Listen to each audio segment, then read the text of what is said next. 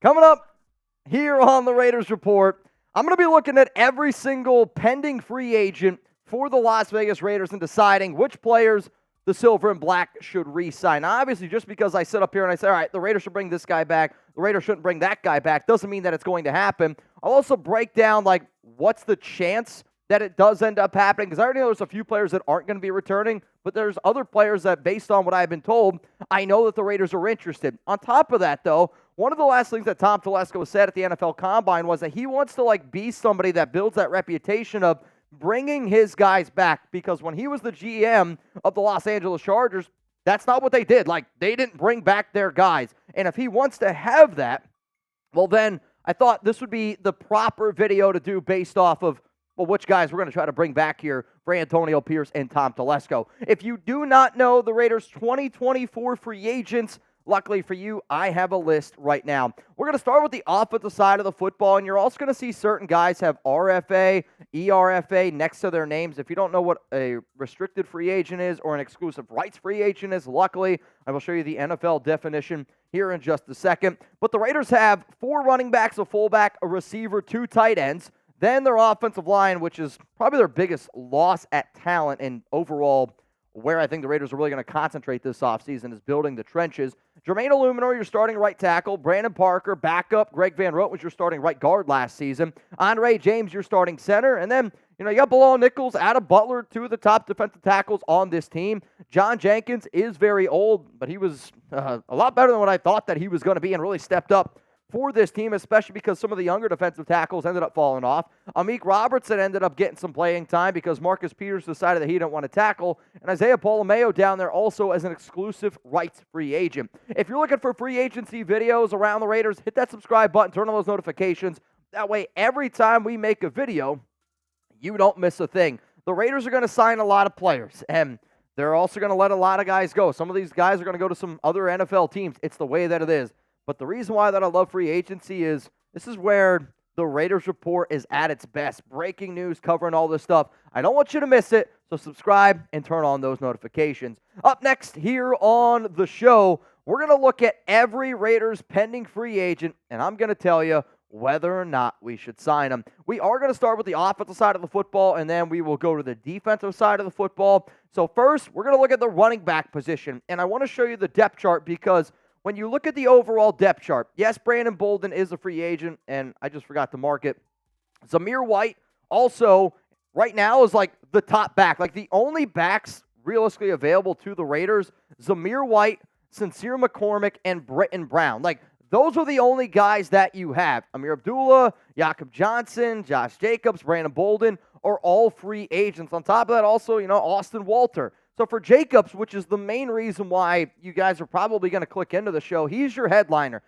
He's the top guy for Raider Nation, and this is the guy that you're the most concerned whether or not he's going to be returning. We know that he can be a talented running back. The problem is, I don't know how much money he's looking for. Based on reports, there's some reports out there that he's looking for $11, $12 million per year. If it was the Raiders and they were going to franchise tag him, it would be $14 million. That's already been very well documented that that's not going to happen. My question to all of you out there, though, is yes, Jacobs is a great running back when he's healthy, and Jacobs can be a very talented player. He's also coming off the season that he's had the worst year of his entire career. So now my question is, should the Raiders re-sign Josh Jacobs if, let's just hypothetically say, Jacobs walks into the room, he looks at Antonio Pierce, he looks at Tom Telesco, and he says, I want $10 million per year. Would you give it to him? I saw Jacobs in 2022. He was an unbelievable running back, and even that season, the Raiders were unwilling to give him a long-term deal. Now, after having the season that he did, would you be more inclined to give him a long-term deal? I just don't think it's a very intelligent thing to do based off of where the Raiders are at right now. However, if AP wants to show love and if Telesco wants to do right by his guys, maybe they decide to do it. Give me a yes. Give me a no. This is going to be the pinned comment on today's show. Should the Raiders re-sign Josh Jacobs to a contract at least $10 million a year? Let's go to the next name here, Brandon Bolden. We keep this one short. The answer is no. You do not bring back Brandon Bolden. He has no business being on this team. Ameer Abdullah, I don't foresee coming back. And I threw this out, an idea on a show that I did earlier in the week of Eno Benjamin. has some Antonio Pierce ties. I believe could be your Ameer Abdullah replacement. Austin Walter, another player who basically spent the entire 2023 season on a practice squad. I don't see him coming back. Now, if the Raiders want to bring somebody back on a cheap deal, can happen. But the reason why I wanted to talk about Walter is because he's a restricted free agent. If you don't know what that is, luckily I got a definition for you. A player with 3 accrued seasons and an expired contract, RFAs are free to negotiate and sign with any team, but their original team can offer them one of the various qualifying offers, we call them tenders, that come with the right of first refusal and or draft pick compensation. If the tender is withdrawn by a team, the RFA becomes an unrestricted free agent. So basically, if the Raiders want Walter, they will just put a tender on him there, and they can end up getting him, which can happen. It's not going to happen. I don't see Austin Walter returning. At the fullback position, it's Jakob Johnson, and he's a good fullback, though he is probably built more to be in a Josh McDaniel style of offense. I do see the Raiders still wanting to run the football, and I think because people think, all right, Antonio Pierce, Luke Getsy, just the overall style of this offense, that the Raiders are going to keep a fullback. In today's day and age, there's just no need to keep a fullback unless they're a versatile player, unless you find somebody that's like a Kyle Juszczyk or a fullback like, oh my God, his name's escaping me. The old fullback for the Raiders is with the Dolphins. No, not him. I can't think of his name. Thank you, Alec Ingold. My God, it was driving me nuts. Alec Ingold. Unless you can find a fullback like Alec Ingold, then there's no sense of really keeping a fullback. We'll get into some other free agents here.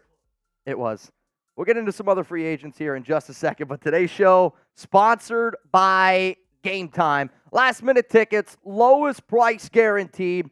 Game Time is one of these apps, man, that if you don't know about it, you need to find out about it, because I think be able to creating lasting memories is cool, but be able to create lasting memories with people that you care about is why I want all y'all to download the Game Time app, because buying tickets to your favorite events, it shouldn't be stressful, and I want you to be able to take the guesswork out of buying tickets with Game Time. Download the Game Time app, create an account, use code RaidersChat for $20 off your first purchase. So all I need you to do, create an account, redeem code RaidersChat for $20 off, download Game Time today.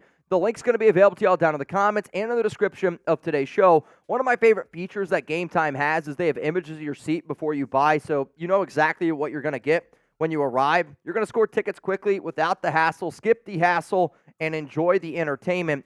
When I think about me and how tech-savvy I am, I'm not as tech-savvy as a lot of other people here at the Chat Sports office. However, I would run circles around my mom, and I'd run circles around my dad.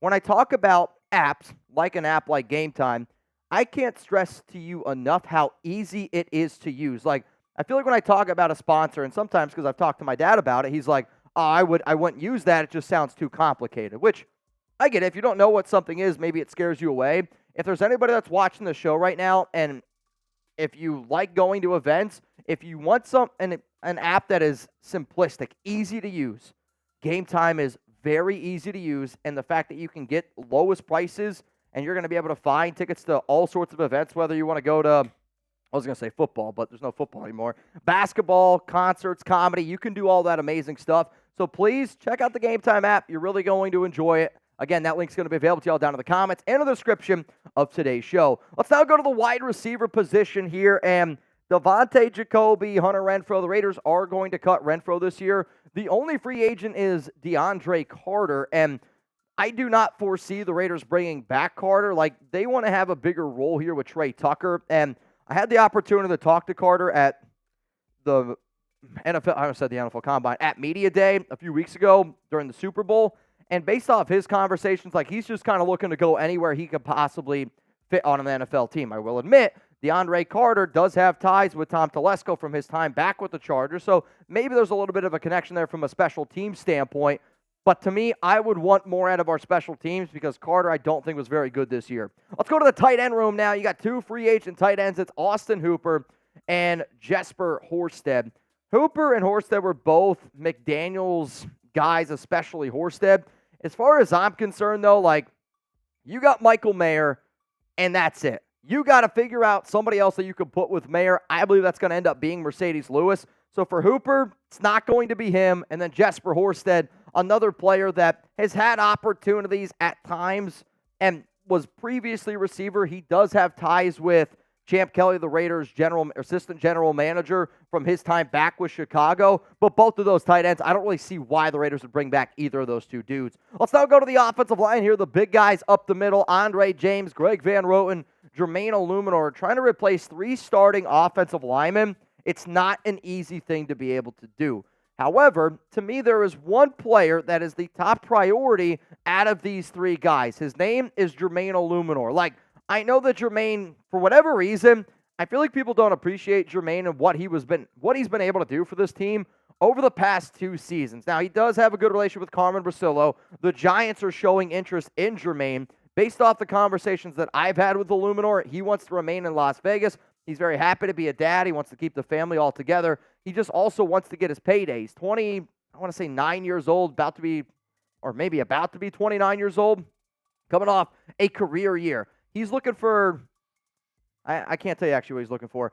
I believe he's going to end up getting somewhere around $6-7 million per year, but he is one of the top offensive tackles out there, which maybe he ends up getting more money somewhere else. Let's go to another player, Brandon Parker. I spoke with Parker at Media Row also, and Parker would be obviously open to the idea of coming back to the Raiders. However, I don't really see it happening. He's battled a few injuries from time to time, and I think the reason why he was able to stick around on this team is because Carmen Brasillo was I don't want to say sucker because that makes it sound like Carmen Brasillo is a bad coach. Carmen Brasillo loves players that have the body of somebody like Parker, and standing next to Brandon, he is a massive human being, but I don't see him coming back. One player that I do see returning to the Raiders is Greg Van Roten, and based off of conversations that I've had, the Raiders want to bring back Van Roten, and they want to bring him back as a depth piece, so as a depth offensive guard, a player that they believe would be able to play either right guard or left guard. And the route that I would say this would go is Jordan Meredith, right? Jordan Meredith got a few starts back in 2022, but when they brought him back, they didn't bring him back to be the starter the following year. Now Meredith is a free agent. He could be another player that they decide to bring back on a cheap contract because he does have good ties with Champ Kelly, and he can play multiple guard positions. If you don't know what an exclusive rights free agent is, luckily, got the definition here. Any player with fewer than 3 accrued seasons and an expired contract. If his original team offers him a 1-year contract at the league minimum based on his credited season, so that would be $1.02 million here in this case for Meredith, the player cannot negotiate with other teams. If the Raiders want to bring back Meredith, they can do it. The fact that they haven't done it yet, and you still have all the way up until free agency actually starts, could be something to keep in mind. To me, this is a deal that I could see happening. Let's go to the next name here, starting center Andre James. And James is coming off another career year for him. He continues to get better and better and better every single season. However, I've already put this video out. I've talked about it before. Andre James is not going to be returning to the Raiders. And I would say there's a 1% chance that he does come back, and the only way that he comes back is if the Raiders break the bank for him, and the Raiders are not going to offer him a contract bigger than other teams out there. There's going to be teams that offer Andre $10 million plus a year. Las Vegas is not going to be one of those teams, and for that reason, he's going to go somewhere else, and the Raiders want to be able to put Dylan Parham at center. Let's go to Hroniss Grasu here, and Hroniss is stuck around this team. He's been the backup center, and he was signed to this roster a little bit later last year. Really good locker room guy. Based off some of the players that I talked to, say Grasu's one of the most solid dudes in that locker room, which, who? Married to WNBA star Sabrina Ionescu. Oh, now that you say that, I know that now. I didn't even put those 2 and 2 together. I was going to say, I know Alex once in a while talks about Hroniss and hypes him up, and that's probably why. Really good dude. I don't think he's going to come back, though, to this team. So here's my question out of all the offensive linemen that we just talked about. Which free agent offensive lineman is the top priority to re-sign? Is it Andre James? Is it Jermaine Eluemunor?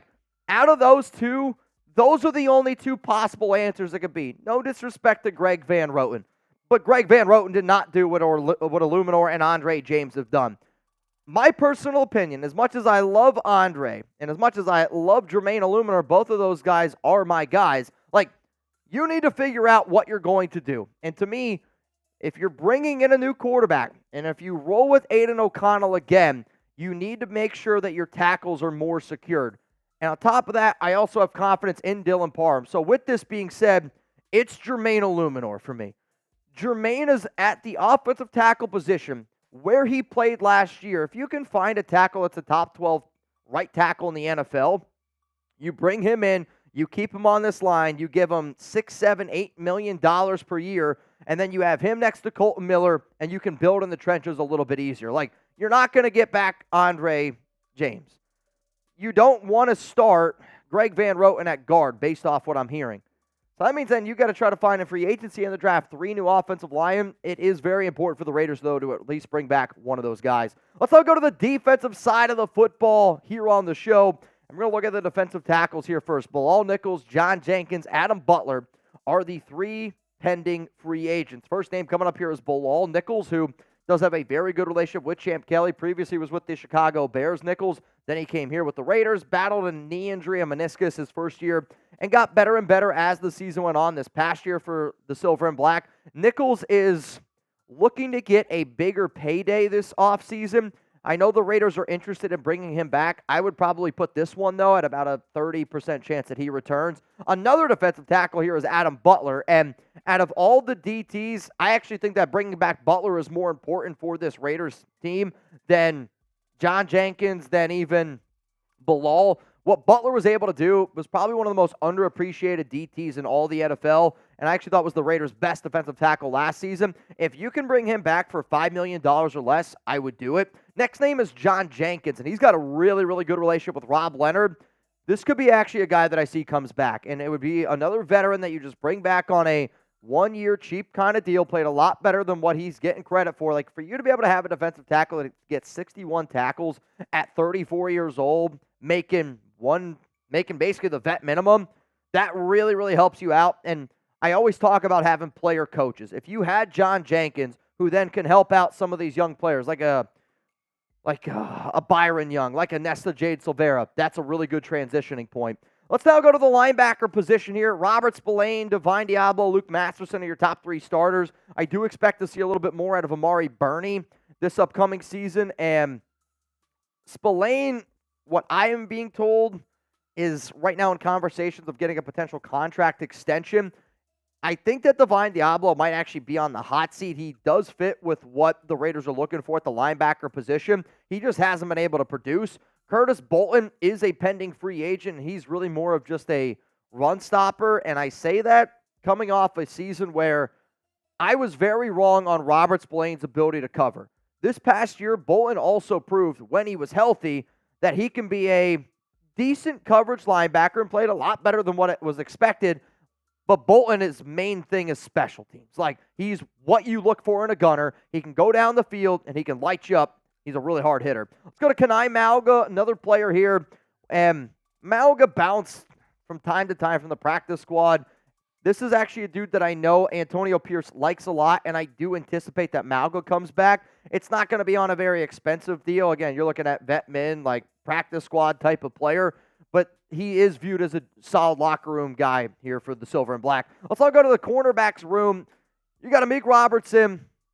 He's the lone free agent. I think I actually also mixed in with Tyler Hall, if my memory serves me correct. Nate Hobbs, Jack Jones are your top 2 starters.